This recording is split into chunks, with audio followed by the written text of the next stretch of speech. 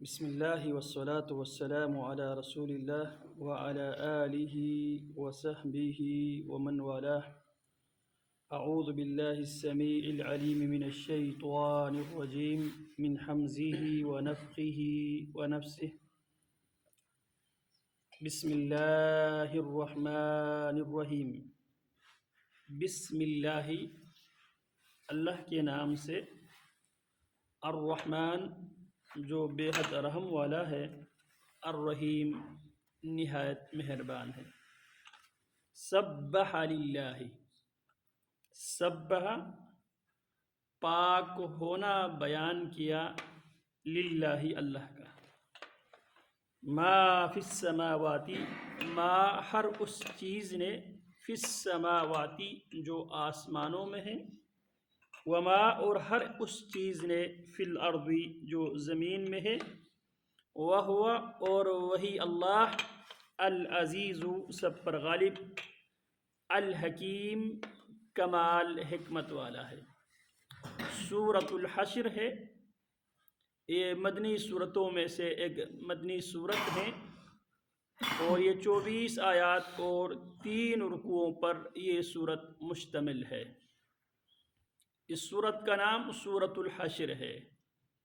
اس سورۃ الحشر، اس کا نام اسی کی جو دوسری آیت میں هو الذي اخرج الذين كفروا من اهل الكتاب من ديارهم لاول الحشر، اسی لفظ سے اس کا نام لیا گیا ہے۔ قرآن مجید میں عموماً تمام صورتوں کا نام اسی صورت میں مذکور کسی لفظ سے لیا گیا ہے۔ اس صورت کو سورۃ بنی نذیر بھی کہا جاتا ہے۔ اس صورت کے سبب نزول کے حوالے سے مفسرین یہ بیان کرتے ہیں، یہ بنی نذیر کے متعلق، ان کی جلاوطنی کے متعلق یہ صورت نازل ہوئی ہے۔ رسول اللہ صلی اللہ علیہ وسلم جب مکہ مکرمہ سے ہجرت کر کے مدینہ منورہ جب آپ تشریف لے کر آئے، آپ نے آتے ہی سب سے پہلا کام آپ نے یہ کیا تھا، مدینہ میں رہنے والے تمام لوگوں کو میثاق مدینہ میں، چارٹر آف مدینہ میں آپ علیہ السلام نے ان سب کو سب سے پہلے پابند کیا تھا۔ اس میں یہودی بھی مدینہ میں رہنے والے تھے۔ یہودیوں کے 3 مشہور قبیلے تھے جو مدینہ منورہ میں رہائش پذیر تھے، ایک بنو قینقاع، ایک کا نام بنو نذیر، اور ایک بنو قریظہ۔ یہ 3 یہودی قبائل مدینہ میں رہتے تھے۔ تو نبی علیہ السلام نے میثاق مدینہ کے تحت ان کو بھی اس معاہدے میں شامل کیا تھا۔ یہودی اپنے دین پر قائم رہیں گے، البتہ اگر مدینہ کے اوپر کوئی خارجی دشمن، اگر کوئی حملہ آور ہونے کی صورت میں، مدینہ کی باسی ہونے کی حیثیت سے یہودی بھی مسلمانوں کے ساتھ مل کر مدینہ کے دفاع کریں گے۔ اگر کوئی خارجی دشمن یہودیوں پر مدینہ میں رہتے ہوئے حملہ کرے تو نبی علیہ السلام اور آپ کے صحابہ کرام ان کے دفاع کریں گے۔ اس طرح آپ علیہ السلام نے جو دنیا میں پہلا جو میثاق تھا، میثاق مدینہ، اس پہ یہودیوں نے بھی سائن کیا نبی علیہ السلام کی قیادت و امامت پہ۔ تو آپ علیہ السلام کے پاس چند لوگ آئے تھے، یہ غطفان کے ذیلی قبائل سے تعلق رکھتے تھے، اور یہ غالباً غزوہ احد کے بعد یہ لوگ نبی علیہ السلام کے پاس آئیں اور آپ علیہ السلام سے یہ مطالبہ کیا کہ آپ ہمارے قبیلے کو دین اسلام سکھانے کے لیے کچھ اساتذہ، کچھ ٹیچرز آپ ہمیں مہیا کریں، تاکہ ہم اپنے علاقے میں اپنی بیوی بچوں میں ہم دین اسلام کے ہم نشر و اشاعت کر سکیں۔ آپ علیہ السلام نے ان لوگوں کے مطالبے پر 70 قراء آپ علیہ السلام نے روانہ کیے، اور ان 70 قراء میں ان کا امیر تھا سیدنا عبداللہ ابن ملحان رضی اللہ تعالی عنہ۔ یہ سیدنا انس بن مالک رضی اللہ تعالی عنہ کے ماموں ہیں۔ سیدہ ام حرام بنت ملحان، سیدہ ام سلیم بنت ملحان رضی اللہ تعالی عنہما، ان کے یہ بائی تھے۔ ان کو اللہ کی نبی علیہ السلام نے امیر مقرر کیا۔ یہ بیر معونہ نامی جگہ پہ پہنچ کر ساتھیوں سے کہتے ہیں میں پہلے چیک کر کے آتا ہوں یہ لوگ کیا ہمارے ساتھ مخلص ہے یا نہیں، کہیں یہ لوگ ہمیں دھوکہ تو نہیں دے رہے۔ جو ہی یہ وہاں پر چلے گئے تو ایک بدبخت نے پیچھے سے نیزے سے پیچھے سے ان پر وار کیا اور ان کے سینہ آر پار کیا۔ جب ان کے جسم سے خون نکلنے لگے، ابھی جان باقی تھی، خون اپنے ہاتھوں کو خون سے رنگتے ہوئے وہ فرماتے ہیں فزت ورب الکعبہ، رب کعبہ کی قسم میں کامیاب ہوا۔ باقی جو ساتھی تھے جب ان کو اس بات کی خبر ملی وہ لوگ لڑے۔ ان میں سے سیدنا خبیب رضی اللہ تعالی عنہ اور ایک اور صحابی تھے، وہ وہاں پر گرفتار ہوئے، اور جو باقی بچے تھے ان میں سیدنا عاصم بن زید رضی اللہ تعالی عنہ، غزوہ بدر میں ان کے ہاتھوں مشرکین مکہ کے بہت سے لوگ ان کے ہاتھوں قتل ہوئے تھے۔ ایک خاندان کی غالباً 1-2 بندے ان کے ہاتھوں قتل ہوئے تھے۔ تو وہاں پہ ایک عورت نے باقاعدہ یہ اعلان کر دیا تھا میں عاصم بن زید کے جو کھوپڑی ہے اس کی جو کھوپڑی کو اتار کر اس کی کھوپڑی میں شراب پیوں گی، اس وقت تک میری جو جذبات ہیں ان کو تسکین نہیں ملے گی۔ تو لہٰذا وہ بھی اس قافلے میں شامل تھے۔ تو لوگوں نے یہ اعلان بھی سن رکھے تھے، ان کے سر کی بہت باری قیمت کا اس عورت نے اعلان کر دی تھی۔ تو یہ لوگ ان کو وہاں سے ان کے سر اتار کے لے کے جانا چاہتے تھے۔ یہ لوگ لڑتے رہے، لیکن اس نے اللہ سے دعا کی، یا اللہ یہ میری جو جسم ہے یہ کسی کافر کے ہاتھ نہ لگے، جس سے وہ میرے مرنے کے بعد، میری شہادت کے بعد میرے ساتھ یہ معاملہ کرے۔ اللہ رب العالمین ان کی دعا قبول کر لیتے ہیں، وہ شہید ہوتے ہیں۔ شہید ہونے کے بعد جب وہ ان کے جسم ان کے سر اتارنے کے لیے آتے ہیں، اللہ رب العالمین نے شہد کی جو مکھی ہے وہ مسلط کرتے ہیں۔ ان کے جسم کے ساتھ شہد کی مکھی ہے، کافر ان کے سر اتارنے کے لیے آتے ہیں لیکن ان کو اتارنے نہیں دیتے۔ رات کو بارش ہوتی ہے اور سیلاب میں اللہ رب العالمین نے ان کو ویسے ہی وہاں سے اٹھا لیتے ہیں، غائب کر دیتے ہیں، ان کے ہاتھ نہیں لگے۔ ان میں ایک صحابی بچ گئے تھے، ان کا نام تھا عمر بن امیہ الزمری رضی اللہ تعالی عنہ۔ اب ان کے ساتھی شہید ہو گئے تھے 70، ان کو بے دردی کے ساتھ شہید کر دیے تھے غطفان کے لوگوں نے، غطفان کے کچھ قبائل کے لوگوں نے شہید کر دیے تھے۔ وہ اکیلا زندہ بچ گئے تھے۔ ادھر پیچھے سے وہاں سے کچھ لوگ اللہ کے نبی کے پاس آئے، ان میں 2 آدمی کو اللہ کے نبی امان دے چکے تھے، آپ دونوں کے ساتھ ہم نے معاہدہ کیا ہے، اور آپ نے اللہ کے نبی نے ان کو کوئی چٹھی بھی لکھ کے دے دیا تھا۔ یہ مدینہ سے واپس آ رہے تھے۔ عمر بن امیہ الزمری کے باقی سارے ساتھی شہید ہو گئے تھے، یہ واپس آ رہے تھے۔ اس نے دیکھا یار یہ وہی قبائل سے تعلق رکھتے ہیں جنہوں نے میرے ساتھیوں کو قتل کیا، انہوں نے موقع سے فائدہ اٹھاتے ہوئے ان دونوں کو قتل کر دیا، جبکہ ان کو اللہ کے نبی علیہ السلام امان دے چکے تھے۔ اب معاملہ یہ تھا کہ اللہ کے نبی امان دے چکے تھے، عمر بن امیہ الزمری رضی اللہ تعالی عنہ نے انتقام لیتے ہوئے ان کو، اپنے ساتھیوں کے انتقام لیتے ان کو قتل کر دیے۔ نبی علیہ السلام تک جب یہ خبر پہنچی، عمر بن امیہ الزمری رضی اللہ عنہ نے یہ ساری باتیں بتائی، تو آپ نے کہا ان کو تو میں نے امان دے چکا تھا، تو لہذا اب ہمیں ان کی خون بہا، ان کی دیت ہم پیش کریں گے۔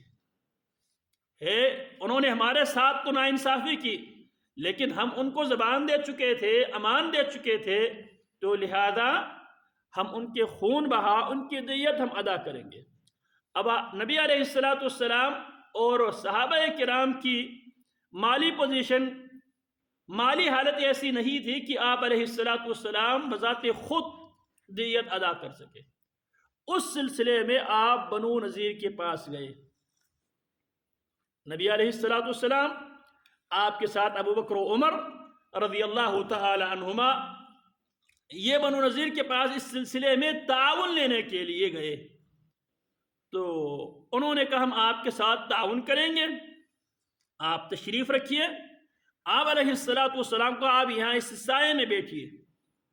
آپ کو دیوار کے نیچے بٹھا کر یہودیوں نے آپس میں مشورہ کیا یہ ہمارے لیے بہترین موقع ہے اس آدمی سے جان چھڑانے کا، لہٰذا اوپر سے کوئی پتھر پھینک کر اس آدمی کو قتل کر دے، اس کا کام مکمل کر دے، تمام کر دے، اس سے بہترین چانس ہمیں کبھی نہیں ملے گا۔ یہ یہودیوں کا نبی علیہ السلام کو براہ راست قتل کرنے کا یہ دوسری کوشش تھی۔ تو وہاں پہ عمر بن جہاش نامی بدبخت تیار ہو گیا۔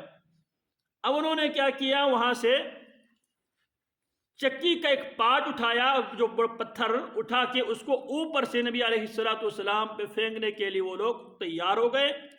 لیکن یہودیوں میں سے ایک آدمی تھا، اس کا نام سلام بن مشکم، وہ کہنے لگا یہ کام مت کرو، یہ نبی ہے، کیونکہ اللہ کے نبی علیہ السلام کو اچھی طرح وہ پہچانتے تھے، جس طرح قرآن مجید میں اللہ فرماتا ہے یعرفونہ کما یعرفون ابناءہم، وہ اللہ کے نبی کو اسی طرح پہچانتے ہیں جس طرح وہ اپنے بچوں کو پہچانتے ہیں۔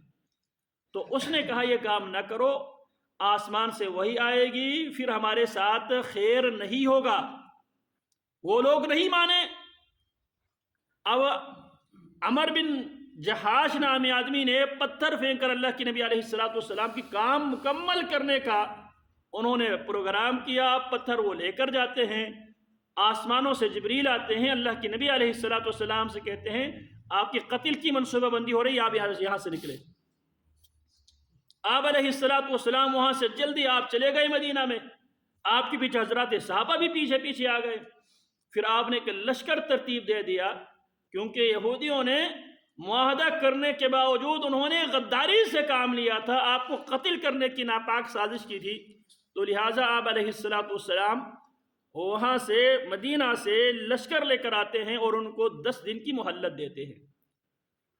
10 دن تمہارے پاس ٹائم ہے، بعد میں ہم تمہیں نہیں چھوڑیں گے۔ تو آگے سے یہودیوں کو عبداللہ بن ابی بن سلول اس نے کہا میرے پاس 2000 میرے پاس افراد ہے۔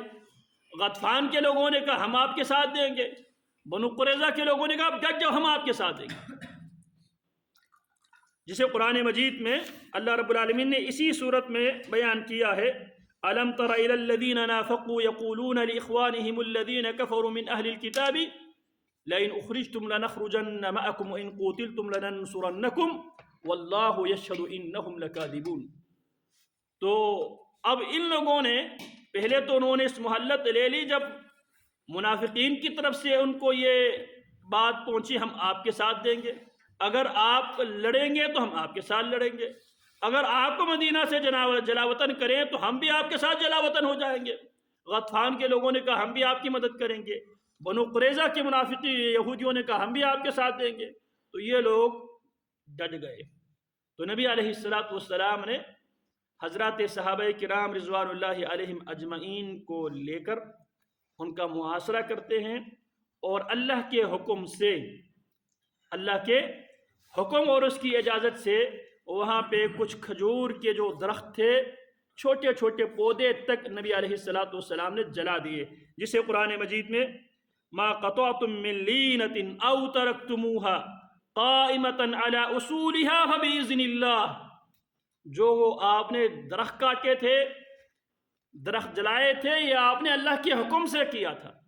نبی علیہ السلام نے جب یہ معاملہ کیا تو یہودیوں نے اعتراض کیا یہ تو نام اصلاح کے لیتے ہیں، کرتے فساد ہے، درختوں کو کاٹتے ہیں، تو اللہ فرماتے ہیں نہیں، یہ ہمارے حکم سے ہوا ہے۔ تو اسی لیے اللہ رب العالمین نے آغاز کیا سبح للہ، اللہ کے لیے تسبیح بیان کیا، پاک ہونا بیان کیا۔ کیوں؟ حالات کچھ اس قسم کی تھی، مسلمان بھی سمجھتے تھے اب یہ جو بنی نذیر کے منافق تھے ناقابل تسخیر، ناقابل شکست تھے، اور بنو نذیر بھی سمجھتے تھے ہم ناقابل شکست تھے۔ کیوں؟ کیونکہ ان کے پاس قلعہ تھے، وہ قلعہ بند ہو گئے تھے، اس قلعہ کو توڑنے کے مسلمانوں کے پاس بظاہر کوئی اسباب، کوئی ٹیکنالوجی نہیں تھی۔ تو اللہ فرماتے ہیں ما ظننتم ان یخرجوا، نہ تم نے گمان کیا کہ یہ لوگ نکلیں گے، اور نہ انہوں نے گمان کیا کہ وہ یہاں سے ذلیل و خوار ہو کے نکلنے پر مجبور ہوں گے۔ لہذا سبح للہ، آپ اللہ کا پاک ہونا بیان کرے۔ انسانی عقل اس بات کو تسلیم کرنے کے لیے تیار نہیں تھی، لیکن جہاں جہاں جو کام اللہ رب العالمین انسان کی عقل میں نہ آنے والے کام اللہ لیتا ہے، تو وہاں پہ اللہ عقیدہ سبحان کا تذکرہ کرتے ہیں۔ انسانوں کے لیے ناممکن ہے، رحمان کے لیے، سبحان کے لیے کوئی چیز ناممکن ہے ہی نہیں ہے۔ تو سبح للہ، اللہ کا پاک ہونا بیان کیا۔ تو ان کے متعلق یہ صورت نازل ہوئی ہے، اس کے ڈیٹیل ہم آگے پڑھیں گے۔ سبح للہ، سبح پاک ہونا بیان کیا، للہ اللہ کا، ما فی السماوات جو کچھ آسمانوں میں ہے، وما فی الارض جو کچھ زمین میں ہے، وہو اور وہ اللہ، العزیز سب پر غالب، الحکیم کمال حکمت والا ہے۔ تو انشاءاللہ اس کے اگلی جو باتیں ہیں انشاءاللہ ہم کل پڑھیں گے۔ سبحانک اللہم و بحمدک، اشہد ان لا الہ الا انت، استغفرک و اتوب الیک۔